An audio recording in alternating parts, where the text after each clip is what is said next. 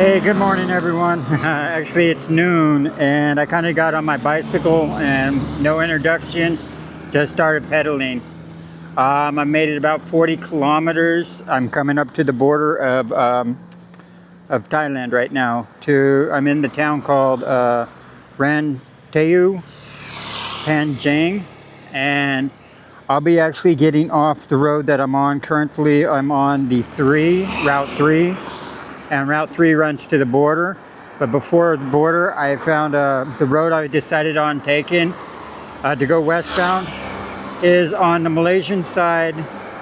The road that actually runs across the border is like the 196.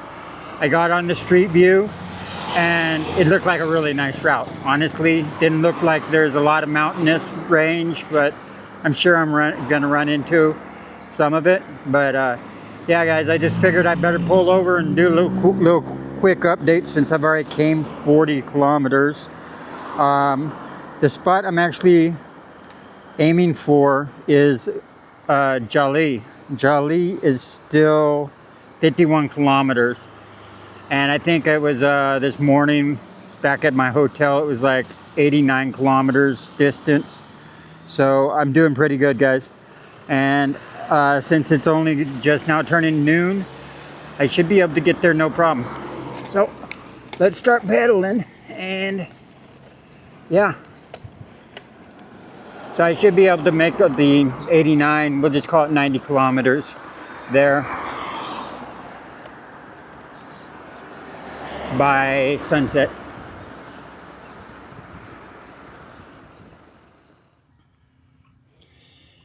Well, you can already see how beautiful of a road this is starting to turn out to be.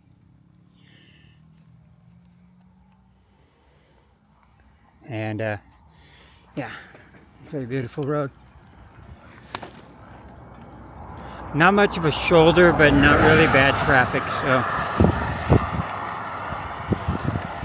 as long as everybody's paying attention, it's safe.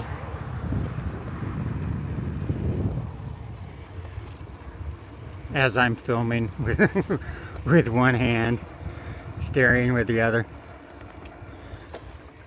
Yeah, so this was a 196. It was a choice I made last night, and just looks like such a nice road, and it is.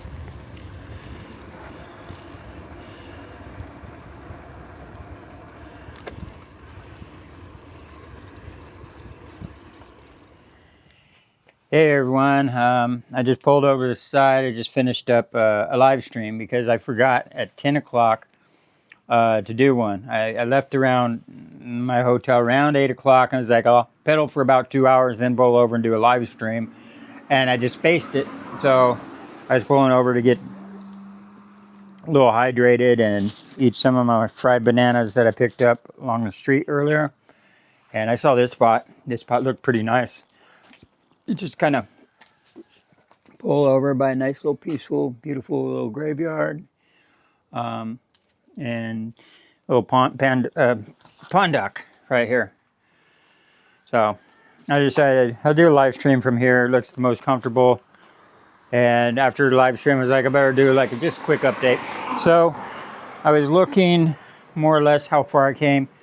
The Strava app has me down for 59 kilometers. So I'm doing pretty good. I'm still on the 196. It hasn't switched over. Jeli is 32 kilometers and it's 2 o'clock now. So yeah, I think about 3 hours. Just safely say about 3 hours to do because with the pulling over and taking a breather or whatever, 10 kilometers every hour is about right. So yeah, so I'm doing all right. And but affordable accommodation wise, there was only one spot there for about, I don't know, I had to double check what the price is now, but around the $15 range, which is over my budget of 40 ringgit, right? So which is $10. So and then after all the taxes and it being an OYO, so it means they're going to throw in as many hidden fees as possible, and fees that you're going to have to pay up at the counter for, and try and swindle you out of a deposit. You know how the OYOs are. And anyway, but the thing is, all my battery banks are filled up, like juiced up, and I was mentioning this on the live stream. And the weather looks like it's going to be okay, at least for tonight. So there's no real reason that I need to actually stay in an OYO. I can save the money just by finding a spot to camp. So that's probably what I'll do. And I'll probably try and weather permitting, I'm going to try, and power permitting, which I can go up to 5 days before I need to recharge. So I should be able to get across no problem. 345 kilometers. If I do 90 today, I'm not going to assume that I do 90 tomorrow, but let's say we kind of do around that, around the 60 to 80 each day. I should be there in about 4 days. Yeah, because even at 90 each day is 360 after 4 days. So this is just day one. I probably have 3 more days after this. So, all right, guys. That's it. I just wanted to do an update. So back on the bicycle, and we're going actually that way. We're going to be following that red car. All right.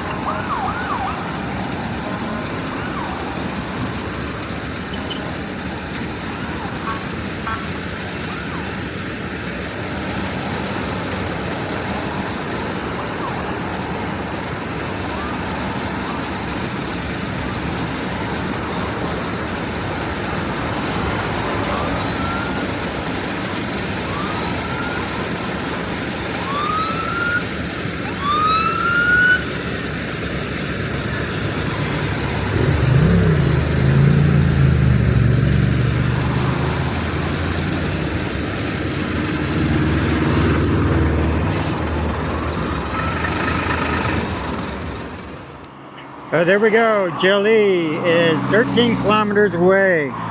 Looks like we've done 76 kilometers as far as Strava says. And I've got to start looking for a camp here pretty soon. It's only 4 o'clock, so I mean it's still like 3 hours before sunset. So yeah, it's 4:06. So, but I do need to sit down and start going over the satellite views, see where, and just do some searching on Google Maps, kind of plan out a spot. So I'll pedal up until I find a good spot to kick back and stuff. And yeah, so this is the road I'm on.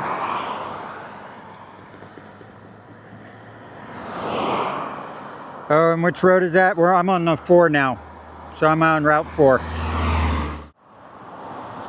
Well, don't let the sign fool you. I still got about 11 kilometers, a little more, to get to Jeli, at least what Google Maps says.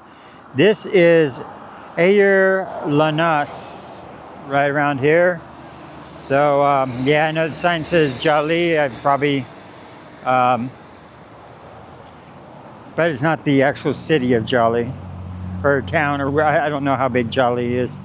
It could stretch all the way out here, but I pulled over to do a little looking on the map and stuff, trying to start scout out a camping area.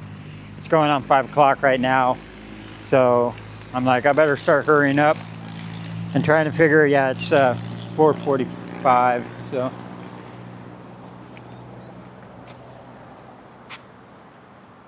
nice little place here.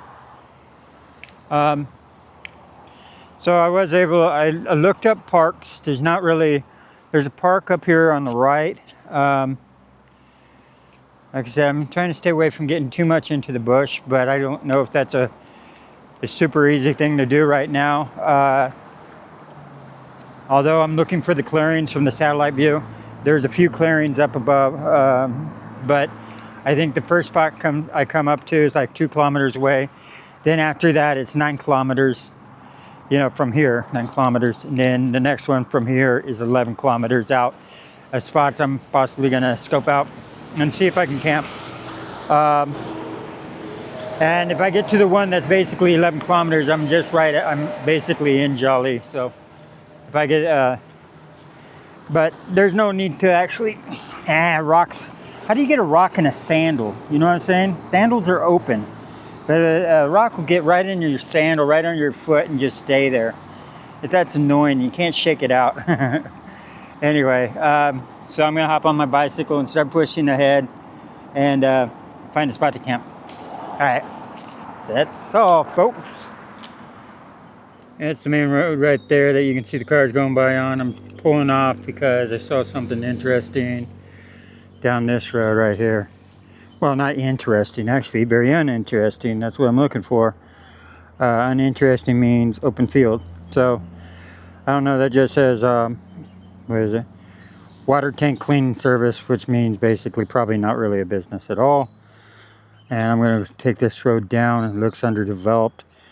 But this area, right, let's see right here. See that?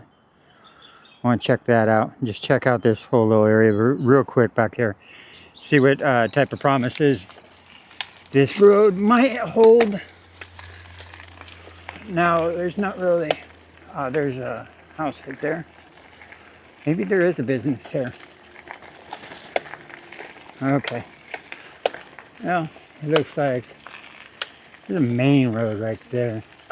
It's a parallel road. And then some construction and stuff like that. Right there. So. Okay, what do we got here? This goes back to the parallel road, and this goes off into the distance. Looks like quite a few tracks back here. That's probably because there's a construction yard right there.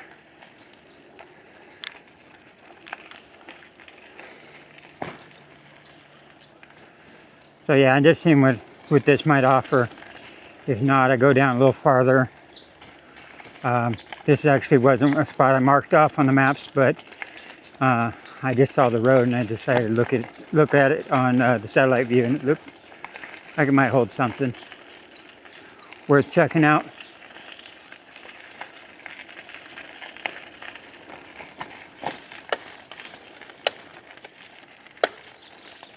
And yes, that clicking started again after I felt a little too much drag going on, so I oiled up my gear shaft right here. Okay, that thing, I oiled that part up. Okay. And as soon as I did, that clicking started up again. I click, I'm like, oh man. So I don't know why oil would have done that and dislodged something. But yeah, I think that's the same clicking I had earlier. At least it feels like it's coming from the same area. Anyway, guys, I'm gonna put the camera away and roll forward. I need both hands. So quick look around so you guys can kind of tell what territory I'm in. So it's these clearings that actually show up on the satellite view, like the open areas right here. And usually they'll grow back a little bit, but not so much that they return to jungle. Like this is jungle. And if I can find somewhere it hasn't, like, it's not like too thick, like no way in heck I'm going back in there. But like this is a little thinner, I could probably find something. All right, that's it. Yeah, it looks like we're getting into someone's property. There's a little like home right back there behind the trees. And yeah. There's a lounging bed with the toilet. So, yeah, I think this is from someone's property. Just because, I'm not sure if you can see it, there's a roof right behind these trees. So, anyway, I'm not here looking to do any trespassing. And this road looks like it just, yeah, goes off into whatever the rubber trees are. rubber tree plantation. They're not real good anyway because, oops, because the ants. Remember, the ants love them rubber tree plants, man. That's where I got attacked last time. More than once, actually, but the big old red ones. And they don't bite real hard, but they sure do hit you in numbers. Oh, yes, I'm going to get back on the road and continue down and scope out the next spot is next. Okay, I got off the main road there. I'm actually heading towards a campsite. It's a paid-for campsite, but I'm going to see if I could stealth camp along the outside of a campsite. So I do that all the time, though. I find the campsites and camp on the outer sides of them. I don't care for it too much, but then again, you know, so I'm going to go see if there's something that opens up before getting there. I think they're like 20 ringgit for a campsite, but it might be daytime only use, so they do actually have those. Anyway, guys.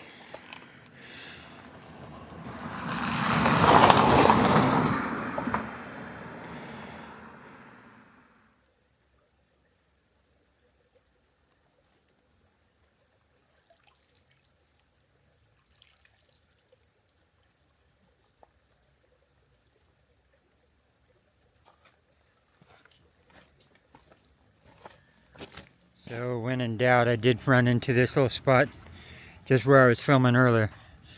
This one and that one's about the proper site. A distance apart. It's right by the little stream here. So people will probably try and come down here on either like that over there,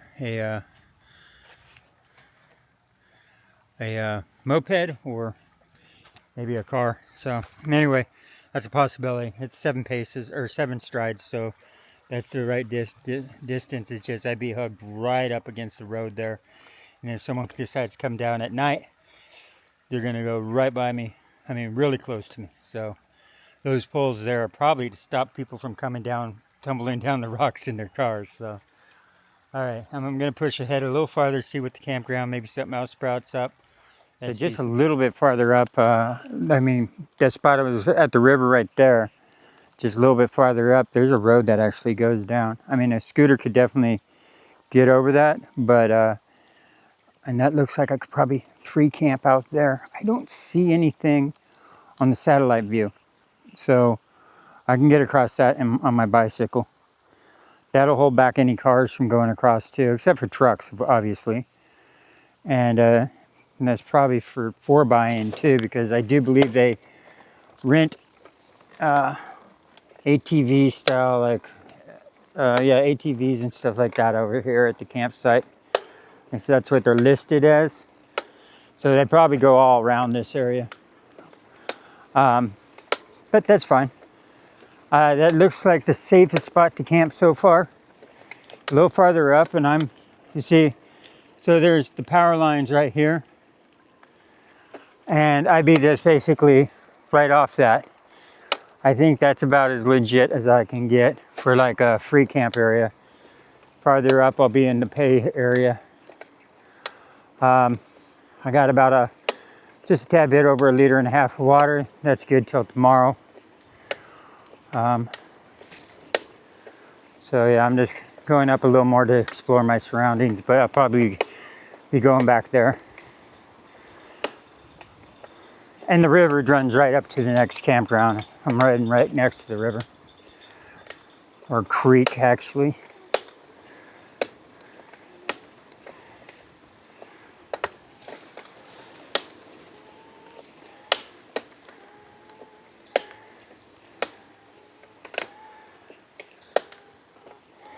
Man, that's loud. Okay, I'm at the campsite. I'm going to see how much they're asking. Hello. I'm going to ask how much they're asking for, because if it's 20 ringgit, I don't know. I'll pay 20 ringgit to have a bathroom and a shower. Hello. 2 ringgit for parking. But it also could just be, like I said, a day use only camp. Hey. Ooh, neat. Nice. There's a kitchen and everything here. And yeah, rentals for ATVs, rental. You see on the sign? That's why my camera's been fighting me the whole time. It's been on the wrong type of setting. I had a PV lock on it, or whatever that is. I'm gonna see how much they are. I mean, it's a nice campground. There's restrooms, spots like I could tie my hammock off to under one of the pond ducts, so I'm gonna ask. Okay, I'm going up a little farther. I asked over at the campsite, asked at the little restaurant there, and the guy said, no, no, no, go up farther up the road. When I said campsite, there's a language barrier there. He sent me towards the resort, which is over there. I'm like, yeah, no, I'm not doing resort. I'm like, yeah, no, I'm not doing resort. I'm not. I mean, I barely want to pay for the campsite. So he's like, no, up this way. So he sent me towards the, like, what's called the resort, you know, spa and resort. I'm like, no. So I'm going a little farther up this road to something that says recreational center. It says La Lang's. Oh no, okay, he is sending me towards a different camping area. La Lang's campsite and something else. Yeah, let's see. Yeah, no, that's expensive looking. Anyway, I'm gonna go a little farther up this way, see if there's something. If not, I'm going directly back to the place I was just at, across the water there. And yeah, I don't know why he sent me. I mean, it's listed as the sign says campsite, unless it's a day camp, you know.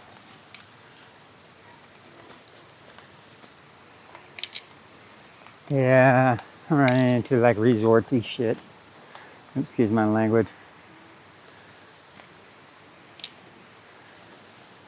I'm gonna have to go over all the footage on this because, yeah, my camera is set on a different. So every time it was like, why isn't it following up, going up? And I had it on like something called PV lock or something. That's where you can actually tilt it down farther to look at food or something like that. And probably forgot to take it off that setting. All right, guys. Yeah, I think I'm going to turn around, go back. This is getting into like pay for camping areas. You see, resort style. So I'm going to turn around, go back, find something free. I can always take a shower in the river. All right, that's it. Okay, I overlooked this on when I was coming up. So looks like you would get 15 ringgit, and you call that number right there, and you get like a bench and your own little pond duck right next to the river and stuff. And I think it's what it's, even though it says campsite, it means day camp. And yeah, so instead of trying to mess with that, and then they charge you $2 or 2 ringgit for the car parking, which isn't bad at all. And yeah, so I think it's just basically day campers. If you want to do the actual real camp, you got to go up farther to like the more resorty place. And who knows what that's going to be. If this is already, you know, 15 ringgit, who knows. And 15 ringgit comes out to about $4, It's actually $3.50 or something. So instead of messing around with all this, I'm just going to go back to the other spot. It's by the river. I'll go across the river, find 2 good trees and set up camp. And yeah, and if I really need to, I have a spade to dig a hole and use the restroom the old-fashioned way. All right, guys. Well, I tried. And yeah, it's a nice little spot, actually. If you guys want to come have a picnic with your family, definitely a good spot. It looked like a lot of people playing down in the river. And I'll be downstream from that, so there's definitely no way I'm going to be drinking that water. I wouldn't drink it anyway. You see, I could probably get across right there, too, and get up in them trees. But I want to go back closer to the power lines.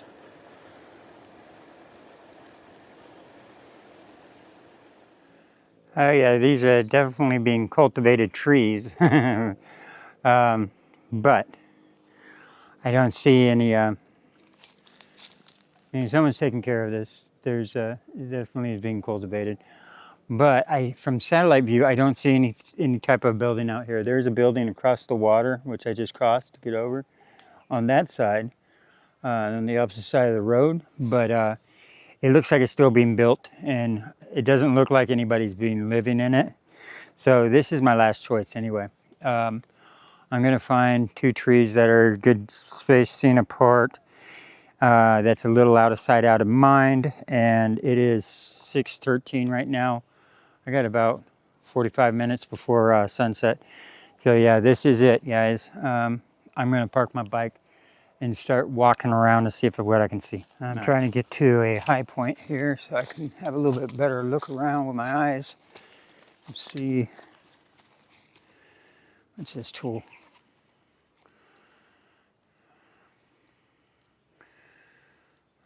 Huh. Big old bamboo with a hook at the end. And it looks like someone just recently cut down a lot of the weeds down in this section. And but yeah, it doesn't look like there's anybody's property. Doesn't look like anybody has a built up structure back here. Just cultivated land. So this would be all good area right here, but all the trees are too spaced too far out.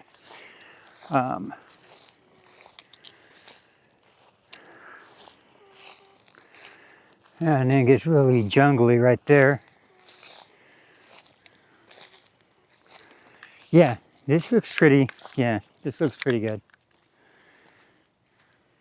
I mean, it's pretty private. I just gotta find some trees.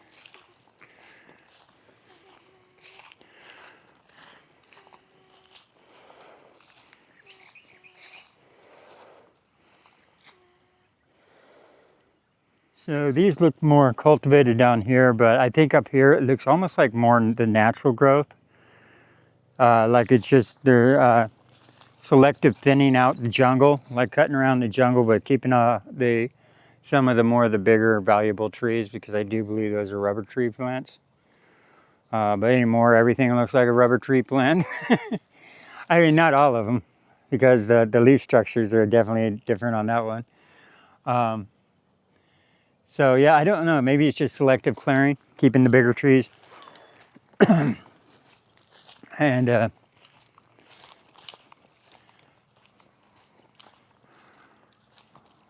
or it could have been cultivated at one time and it just grew back because of lack of maintenance and lack of care. So I think I'll camp somewhere down here, a little more closer to the river, the stream, or whatever you want to call it.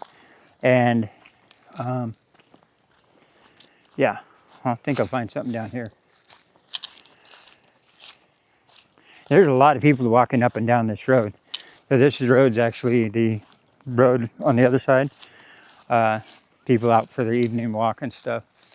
So this is a pretty busy spot.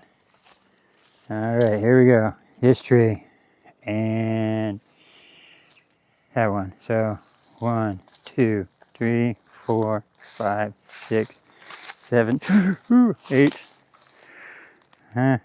8. Let's double check on that. 1, 2, 3, 4, 5, 6, 7. Maybe I miscounted the first time. Oh, we'll call it 7.5. Good, perfect. 7 is perfect for the rainfly and everything. 8, a little too much on the sag, but still doable. And it's in a section that looks like they just weed whipped. I'm saying, so you can actually see where they kind of looks like went through with the weed whip. Some of it's still a little worse in growth, and then it gets bushier and bushier over here, bushier and bushier over there, but then just a little bit farther back, just straight jungle. So yeah, right here, no real snakies. So Yeah.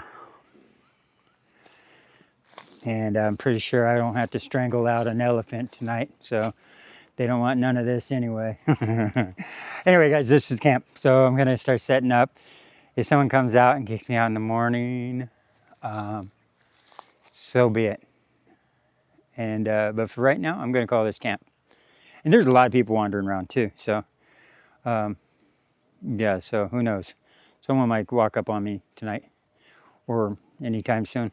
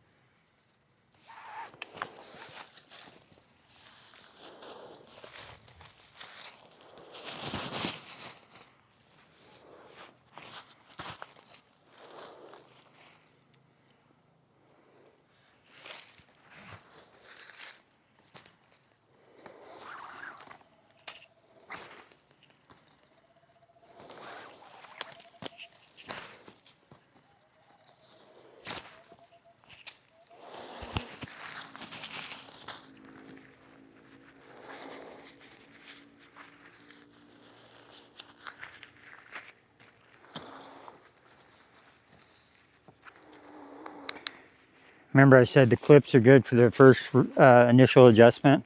Make sure that you center everything. So the clip I'm talking about is this clip right here.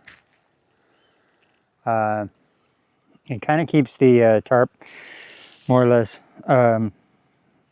centered over your hammock, but I found them kind of useless after the initial first setup to get it like where it's nicely about the same on both sides.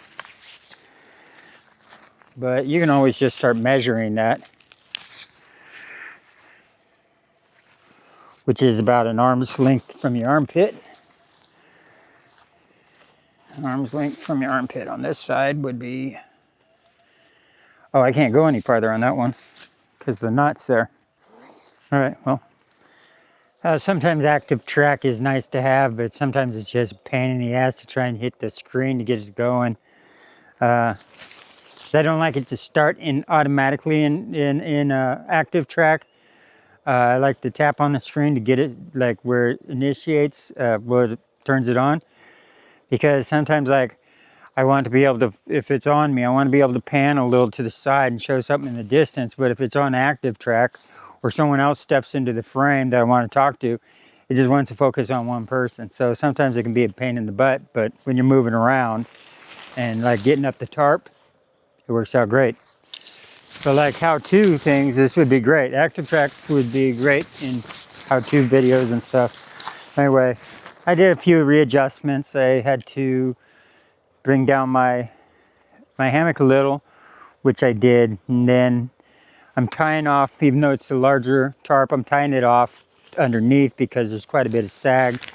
And technically with a bigger one, you don't need to do this, but it's still, you know, I don't know what the weather's going to be like. Even though it's not calling for rain, you know, everybody keeps saying monsoons, monsoons.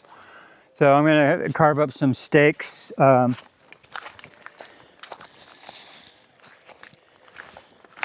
I got my batoner. This is the smallest batoner I could find.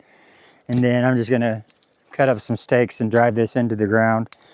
So just kind of sharpen the tips to make it easier. And yeah, nothing like too crazy. That one doesn't need to be notched out. It already has a notch. And then this one maybe on notching it out.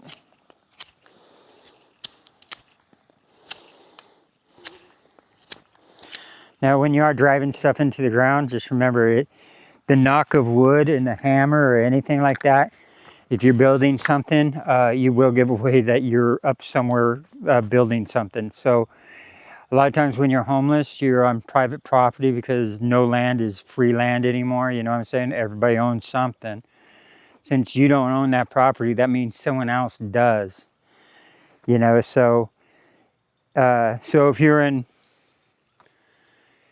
land that's basically unoccupied, let's say that, and you're out there trying to build something, and you're out like trying to winterize a camp or something, you got some pallets, you're making a small pallet home or something, which you can make some really good pallet homes, but you're up there using a hammer and a nail, it will go knock, knock, knock for miles, man. And someone's going to know when they hear that bap, bap, bap, bap way up in the bush that, oh, someone's building something up in that direction. And usually, if it's a private citizen, he might just go because he's nosy. If it's a hooligan, he might go up there looking to maybe possibly get something from your camp, steal your gear, right? And if it's a cop, he's gonna, he's gonna investigate possibly to make sure you're not up there throwing something. So these are just things to be, observant of, and even knocking, bang, bang, bang. If you're trying to be low key, it's better just to get some rocks, and I've shown in the past how you tie off one rock and you put more rocks on top of the wire and on top of the line, and the line actually would have to pull that last rock through the other rocks, and the tension, it has to be the pounds of force that are needed to actually undo like a good rock, what would you say, a rock pin, I don't know what to call it, pin, when you're pinning your rope to the ground with rocks. It takes a lot. Anyway, there's a lot of survivalists that actually prove that point. They try to see how much wind would be necessary before it started yanking. So they actually just took a poundage gauge where you can weigh your backpacks and different things like that with, basically it's like a giant fishing scale. And you can do the same thing, just see how many pounds you have to pull on the line before it actually moves the rocks, and it's quite a bit. The wind's not going to ever blow that strong. So that's usually my go-to, but right now I don't see any rocks around. So I'm going to pound in a few stakes and, yeah, and just get ready just in case it does hit me, the weather. So anyway, guys, I'll do one last closing little look at my thing after I have it all set up. But for now, that's going to be it. Bye. Hey guys, the day is over and I'm all set up here. I have the hex fly stapled to the ground, well, staked to the ground. I really need to start using those bungee strings that I made up. Actually, I got some a different thing that was made out of bungees I'm going to take apart too and use as the tie-off points. That way, when you tie it off below this, I'm not sure if I mentioned this before. I know I mentioned it before, but I'm not sure if I just mentioned it in like the Telegram group. Sometimes I do updates in the Telegram group that just don't get into the regular videos and stuff, because it's more or less like updates as I go along. But when you tie off the tarp, down below your hammock, when you get into it and you sag down, it loosens up your tarp, so your rain fly. So the trick with that is you just get elastic bungees and you tie them off to your tie-off points, and that's way when you do get in, the bungees take up that slack, and you still have a tight, a taut tarp. So anyway, I need to start doing that. I bought something that's made out of bungees, better bungees, and I'm going to take that apart, and because what I'm using right now is very thin bungee that I got from like an elastic belt that I had that was an elastic woven belt, and it was falling apart, so I cut it up and reused the elastic strings out of it. But yeah, so everything's actually set up. I'm done for the night. I'll get to editing here, and yeah, and I'm just gonna relax. I mean, you know, relax and edit. So, all right, guys, it was a good day. I did the. I'm actually in Jeli, so I made the 90 kilometers. So score. That's out of the way, but that still means I have over around 250 still to go. So anyway, guys, that's it. So I'm gonna say a night night and hasta la night night, and see you later. And till tomorrow, guys. All right, peace out.